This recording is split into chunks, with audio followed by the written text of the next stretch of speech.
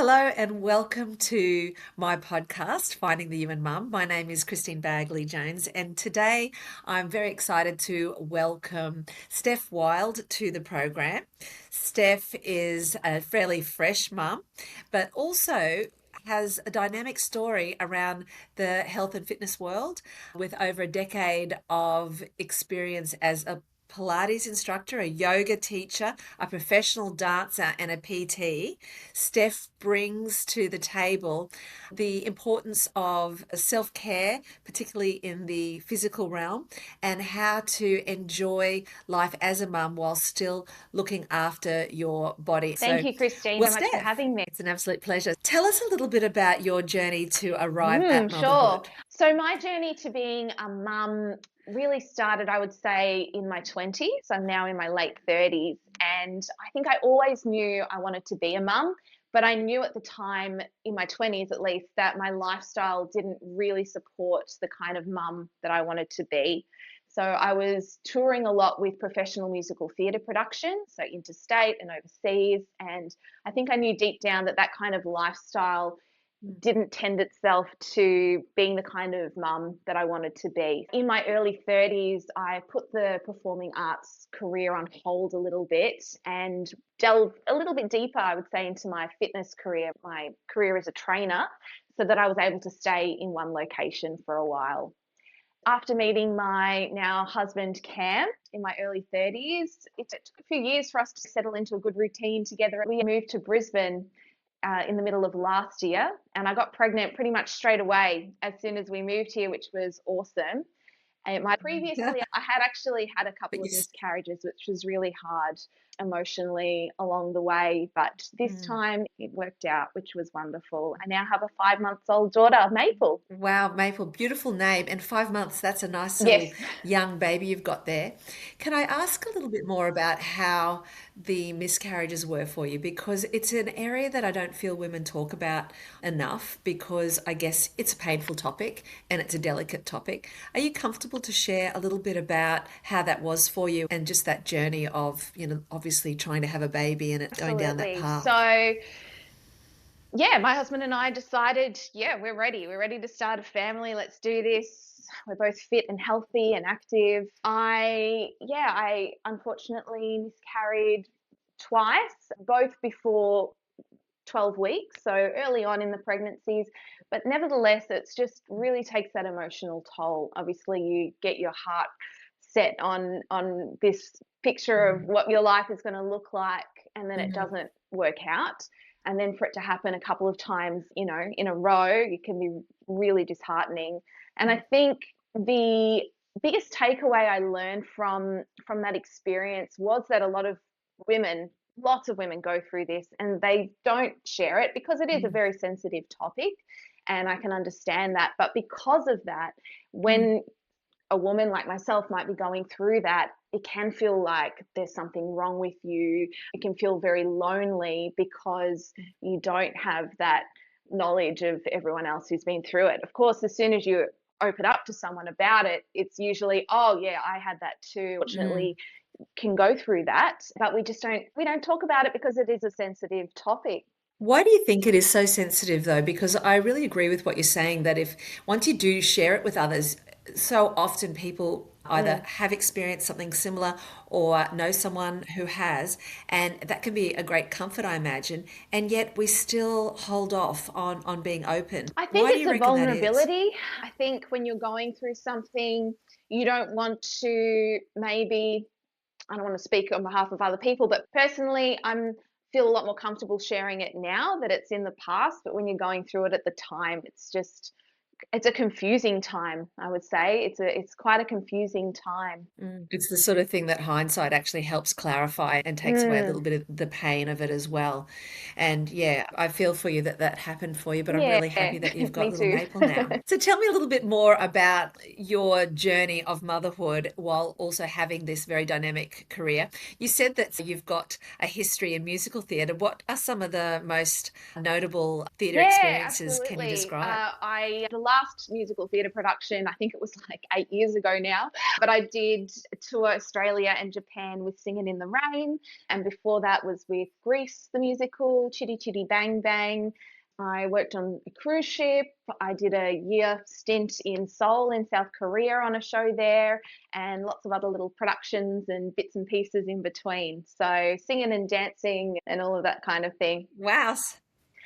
Do you miss that? Do you miss Yeah, that I side do of miss life? elements. I definitely miss elements of it. Obviously, dressing up and singing and dancing for a living is a wonderful pastime, but there were elements that I don't miss. Like I said, the touring made, well, it also just makes relationships Mm, a lot harder.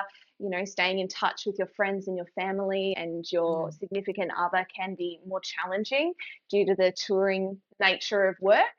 And then the sort of different mm, hours, you kind of work different hours to everyone else. So you're at the theatre at night times and all weekends when mm. everyone else is, of course, off work. So even if you're performing in your hometown, so I lived in Melbourne, even if I was performing in Melbourne, I couldn't catch up with my friends at the times that they were catching up. So there's different things, that come with the job.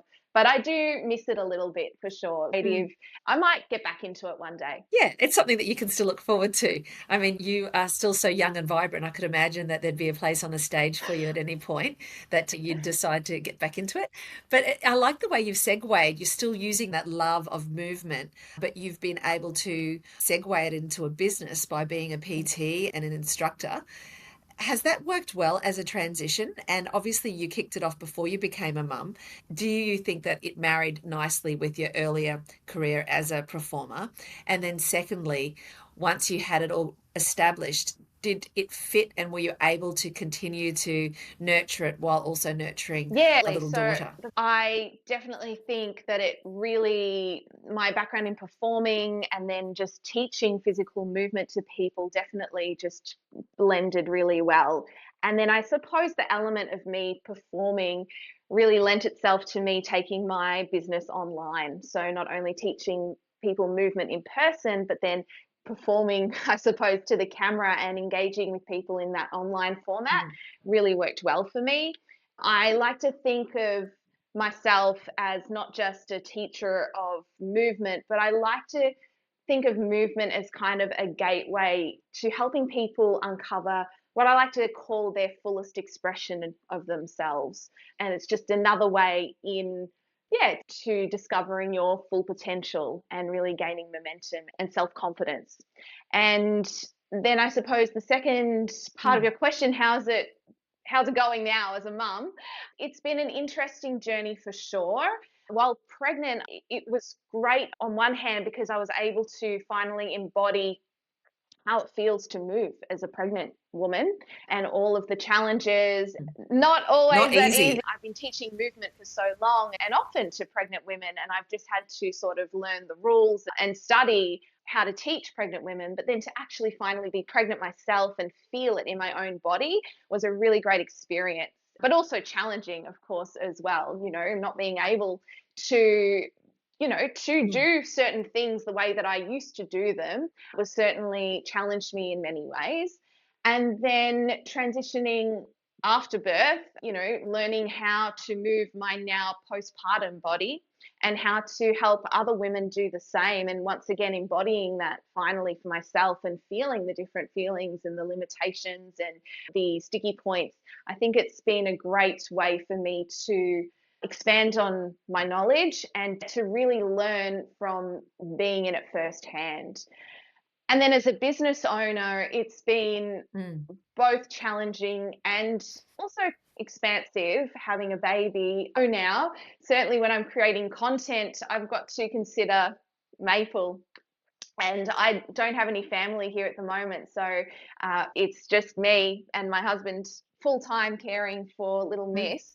So if I'm filming and then she's cooing in the mm. background, or she cries, or she needs me, it's a pause, help Maple, get back to it situation. Or I filmed some content a couple of days ago and I was editing it, and I can hear her in the background and she's giggling and all this stuff. And I'm like, oh, like, do I edit this out? Do I leave it in?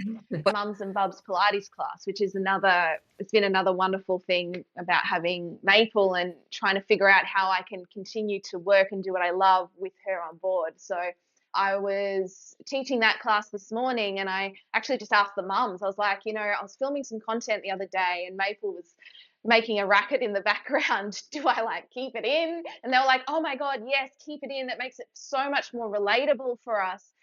Having a Yes. few sleepless nights thinking I need to hire a studio.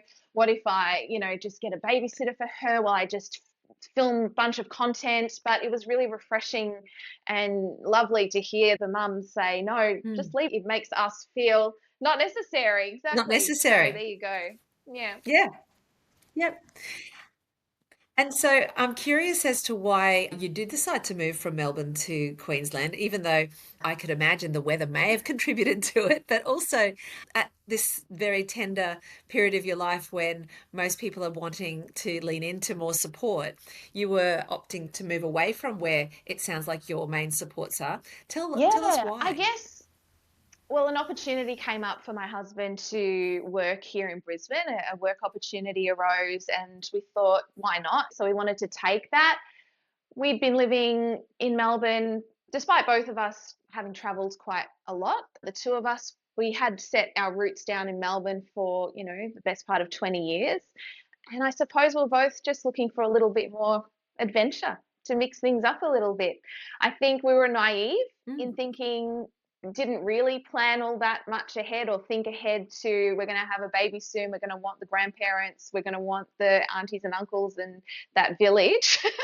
I think we kind of forgot about that until mm. now, but yeah, we can You're wing like, it, we but we're can wing slowly it. figuring that out and it's all working out okay so far. But yeah, just the opportunity came up for him to work here in the warmer weather. I was feeling quite Mm, burnt out, to be honest, in Melbourne, running a personal training business and mm, just working long hours. And I felt like something needed to shift, needed to change. So when this opportunity came up, I thought, let's mm, explore, let's do this together. And if we don't like it, we'll just move mhm. home. We'll give ourselves 6 months and we could always turn back. But we like it. We like the warmer weather, I think. So, yeah. How lovely. And has it worked out well? Have you been able to adjust and manage life despite not having your family, but have you been able to create a new village? And does it feel like something that is as fulfilling as it would be as if you'd Yeah, stayed in well, Melbourne? as I mentioned, I got pregnant pretty soon after moving here and pretty much straight away. And because of the miscarriages I'd had in the past, I was quite anxious throughout the entire pregnancy. I didn't want Mm, anything to happen. I was quite anxious about my health and the well-being of the baby. So it was hard for me to make new connections and make new friends when we got here because I wasn't doing all the things that I used mm, to do to make friends, like going to yoga classes or going to mm, the gym and things like that. I kind of just bunkered down and chilled out at home quite a lot. And I think that it limited my ability to make new friends here. mm, I'm lucky that I had a few mm, acquaintances from my time touring with shows who lived here, and I've definitely caught up with a few people. My husband, on the other hand, was able to make connections quite quickly because he was working and going to jujitsu and things like that in the community. I would say, it was challenging at that time to make new connections. I think we're lucky now with online, my friends are always just a voice note away or a text or a call or a voice. It's amazing. that's So, great. being in touch with my Mm, mum and Cam's family, just video calls weekly was great. And I think in the olden days when that didn't exist, it would have been a lot harder. absolutely. Yeah. And so I love the fact that in your career, it is very much around women understanding their bodies and learning how to maximize their physical health. And obviously, it's a very creative pursuit. So, if you had to think about your body, because you're like the perfect example, you've had the young, healthy, very energetic life, and then you've had, your body have to experience miscarriages, which I think would be extremely physically draining and take a toll. And then, of course, the gestating of a baby, and now having the baby. Because you have such a great understanding of one's anatomy, can you notice the difference in your body and the different chapters that it's experienced in the Yeah, last few years? absolutely. I think it's important to note that the miscarriages I had were first trimester, so I wasn't too far along. So no huge changes in the physical body had occurred for me for those. It was more of an emotional toll for sure. Of Now, course. having experienced, a full pregnancy and a birth, understanding of the impact that carrying children has on the pelvic floor, on the abdominals, and the whole body in general goes through a lot, even now through Mm. breastfeeding, even, the changes that occur in the female body through that as well. It's been an incredible learning experience, and I'm really grateful for all of it. Certainly, I actually think I had a pretty easy pregnancy physically because I personally kept moving my body. I didn't have too much nausea. I kept doing home practice in Pilates and yoga, and I felt really fit and strong. So I felt great. Mm. Postnatally, I Mm. definitely felt, while I still felt fit and strong physically, I had a natural vaginal delivery, and I have to say that I wasn't quite prepared for the amount of time and the recovery period of that. Mentally, I thought, oh yeah, I'll be back again. I'll be right. Bounce I'll back. get straight back into things. But I think the healing process of that was a real journey as well, and just learning the different stuff that everyone goes through. You learn so much more about what so many women go through and the different experiences, whether it's a C-section delivery or Mm. a vaginal delivery or whatever happens. It's just lots of different journeys, lots of different stories, and pelvic floor recovery is so vital and probably definitely not talked about enough. Um, so yeah, it's been Mm. great to learn so much, but it has definitely also had some serious challenges for me mentally to overcome as well, thinking that, oh, yeah, I can do it all straight away. It really humbled me for sure. That's actually a great word, humbled, because I can really relate in that, I was very active before having my children, and I just assumed it would be, a really quick little turnaround after I'd had, each child. And it shocked me that my body had a different plan. It wanted more time, and it Mm, wanted me to be more soft and quieter with, my expectations and not push it so hard. And that was a bit of a wrestle that I had to go through, not to want to do more quicker and be able to be, I guess, resuming my life. Whereas I felt that the lesson I had to learn is I will be resuming my life. It's just going to look different, and I don't need to be tethered to a story of how I used to function or the things I used to be able to do physically. That'll all come with time as long as I take care of myself, not rushing it. Otherwise, I think it's not shared mm, enough the damage that we can do if we dive in too quickly without carefully working on our core and being very conscious of where our pelvic floor is, because everyone talks about doing pelvic floor exercises, but I don't know if there's enough discussion about identifying exactly what that feels like and what it looks like. It's not just a matter of just, every few days remembering to clench your lower abdomen, but there's an actual technique that I feel like every woman at any age should be able to do as a mandatory requirement of absolutely. knowing And their I body. think even as a fitness trainer and a Pilates instructor, the pelvic floor gets a little brushed over and it gets a little bit taught in the wrong way. Like, it's actually complex but also simple. And I think because the exercises themselves Mm, are so simple, they can be a bit boring and we just don't do them mm. until you Yeah. realize, oh, this is what I really need to be doing. So, yeah, you're 100% right.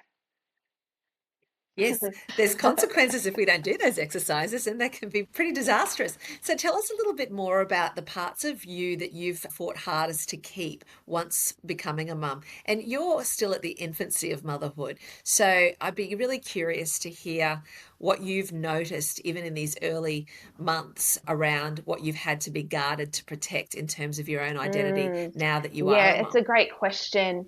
I suppose my identity, I've always been very entrepreneurial and very, active physically, but I've had to fight a little bit to keep that entrepreneurial spirit, I suppose, because it does take up so much time, and time as a new mum, it can be very limited. So, rejigging my schedule, I get a lot of work done once Maple goes to bed at night. I use those few hours before midnight to get stuff done, whereas I used to not do that. I used to work any hour of the day, any free moment, I'd just start working and get stuck into a task.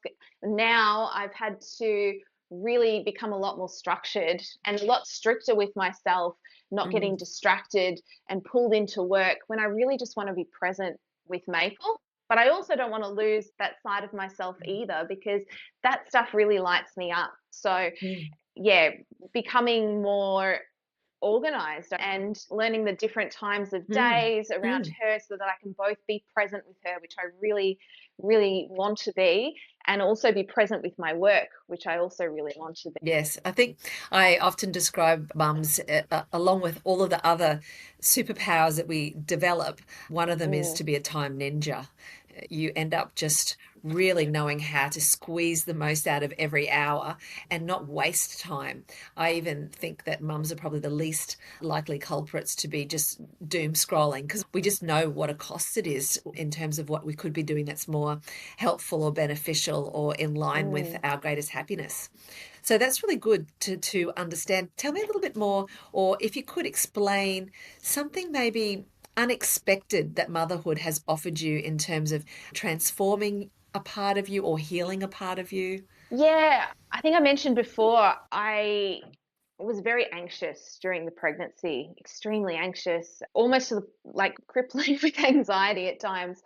Now that she's earthside, I feel a lot less anxious and feel Mm. like just seeing her in the flesh and looking into her little eyes and her little face has really lit a part of me up that's able to be really present and live in the moment. And if I do catch myself thinking those anxious thoughts, just reminding myself to be more present with her has been a real gift. Yep, that sounds like a really wonderful way to see life and just sort of value that being in the moment and not being distracted with the past or future concerns, but Mm, just being able to be still and enjoy those precious little nuggets that you get to have, especially when they're really young and you watch that innocence and that sweet awakening from, being really small in their world, and every day they're learning something new, and it can be mm, quite inspirational, I'm sure. So, what's a piece of advice that you'd be able to share to other mothers around maintaining balance and personal growth and ensuring that you are still feeling aspirational as a woman as well as being, a connected mm. mother? I would say, yeah, tying it back to what we discussed before, there's no need to rush back into anything to Mm, um, embrace that softer side of yourself, or embrace that balance as best you can. Um, a lot of yoga philosophy is mm, about balance, sthira and sukha, effort and ease. And mm. Oh, can you yeah, elaborate on sure. So those? sthira and sukha, effort and ease. I suppose from a physical perspective, let's say you're in a yoga class, a physical asana yoga class, and you're doing a warrior two. In every pose, in every moment, how can you have effort, the right amount of effort and the right amount of ease to find balance? That's essentially what it's all about. And I like to take that Yes. philosophy into life, and definitely when you have a little baby, children that you're caring for, how can you be both strong and soft. How can you be that balance of both? Mm, And I'm always mm, that's the core of what I do and love is mm, about yoga in particular. It's always about finding that balance of push and pull, of yin and yang. mm, And for me, as a go-getter, as an entrepreneurial spirit, as a fitness trainer, I can tend towards the more yang style, the fiery, active personality traits. Um, mm. that whole bounce back mentality, get back into things, blah, blah, blah. But I think as a new mum, I've learnt the specialness of that yin quality as well, slowing down, taking time. There is no rush, and to try not to rush through this beautiful Mm, time. Like she's only 5 months old, but also I'm mm. like, wow, she's already 5 months old, you know? Yeah. 5 months old. What's happened? Yeah. And I absolutely love yoga, and I've just been such a disciple of yoga for as long as I can remember. And it's for these reasons that you've just described. It's got the obviously the physical component where you can get very physically fit just by yoga alone. It's also the philosophy that goes with it, that calming of the mind and that balance, that desire to forever be seeking balance in all that we do, and even understanding the concept of Mm, balance, like what's that even mean? And you put it very beautifully. It's like that just that in between the push and the pull, or going strong and then being soft. And the more we sort of play around with that, I think there's so much you can learn from it, even just in our daily activities. Just, am I going too hard at this? Am I letting myself ventilate enough to enjoy the experience, learn from it, maximize the opportunities? So that's a really wise philosophy for you to share with us. Have you got anyone in particular in your life that you've had as an inspiration, or that you've looked at for guidance over the years, Steph? as a mum, I would say my mum. I think she's the wonderful example of someone who's both soft and strong and has really shown the qualities of both as a mum. And so, yeah, I would say that she's Hmm. my biggest inspiration for sure. Must be hard with her being down Yeah, south. but yeah, she's been doing a lot of little domestic flights up to Brisbane. Yeah, well, I guess there's a good reason now. They get to see this cute little baby, plus they get to catch up with you.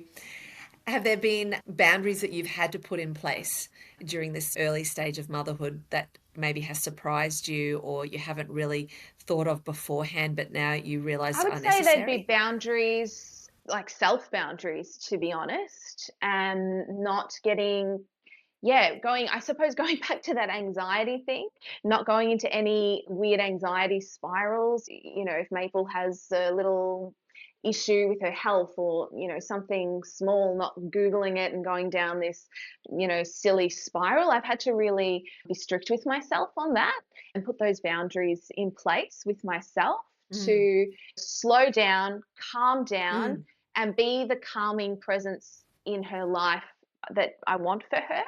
Because, yeah, I see this as a real opportunity to, yes. bring up a little life with the best start possible. And I don't want to be that anxious mother. I want to be the grounded, balanced mother Mm, who is both strong and soft. mm. Yeah, I think that's definitely a boundary I've put in place for myself. Not going into any Google holes. Yes. And I love the fact that when talking about boundaries, you were able to think of it in terms of your own self, because often we look at boundaries are the elements we put in place to ensure that others know what's okay for us and what's not. But for you to actually apply it for yourself is almost like a test of your awareness of when you're not operating at your most effective self, and having that self awareness and self compassion to say, I'm going to put these boundaries in place because I have a love for who I am. And if I don't have these boundaries, I'm going to complicate my well-being, and I'm going to add maybe Mm, negativity that doesn't need to be there. So well done for being able to identify that boundaries have many forms. And about the anxiety, can you tell us a little bit more about your journey? Because it sounds like it mm. very much predates motherhood.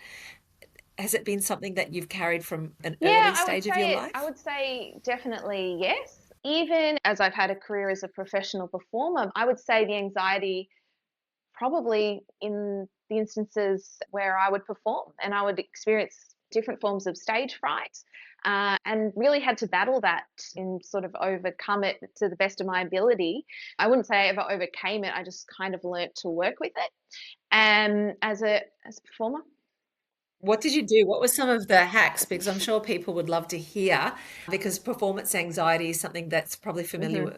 to most of us in different settings. I know I've definitely suffered from anxiety with the whole Hmm. idea of having to speak in front of others. What have you done that's been successful in Gosh, quelling some of I've that tried anxiety? everything. I tried everything from hypnotism to having a shot of whiskey before an audition to everything. But I would say what has most helped me really is just accepting that I'm anxious because I care about something. So if I'm nervous going into a Mm, performance or an interview, it's just recognizing it's because I really care about the outcome. And I think there's nothing wrong with that. And just learning to mm, accept and to almost expect mm, that, yep, I'm going to walk in and my voice might be a little bit shakier than usual, or I might go a little red in the face. But if I just keep once generally just kind of getting used to it. So you start, and then as you ease mm. into whatever it is you're doing that's bringing you that anxiety, it tends to chill out as you, the momentum, The it's a momentum, great word. once the momentum kicks in. Yeah, and I think that's when we sort of get in the moment and get out of our Mm, head. It can be really helpful as well. And, on the points that you're mentioning, it's normal to have that anxiety, but I also really am reminded that we're humans and we have all of these insecurities and fears. And obviously, we're both touching on a very typical one, which is around presenting or performing in front of others, where you're at the mercy of anyone's commentary and judgment. But it's a very human experience to be feeling anxious about a lot of different things that come up in life based on our upbringing and our belief systems and our desires, things that have happened to us in the past. And normalizing it can be a real comfort as well. And knowing that there's lots of little tricks and lots of tools that you can add to your kit. And I guess we'll all just have our own little recipe of what works for us once we practice and figure out what's the most effective. As we wrap up the interview today, I'd love it if you could define for me, what does the concept finding the you in mum mean for you the concept specifically? finding the you in mum, for me specifically, I suppose it's connecting with your way of being a mum. And I think everyone's way of mothering is similar, but also very different.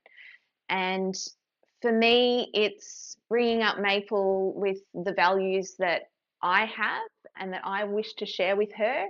And that's my way of being my own kind of mum, my values of, being fit and healthy and active. I really want to show her and show her to value, teach her to value that. That's Mm, the you I'm putting into mum for her. mm. And also I sing a lot around her, which I think is quite unique, or maybe not so much, but a lot of fun as well. So I think finding the you in mum is finding your unique way of being a mum, and your journey and your way of doing things doesn't need to be the same as anyone else's. I love that. And I love the take that you've brought about in terms of the concept, because, finding you and mum, it's a very open concept.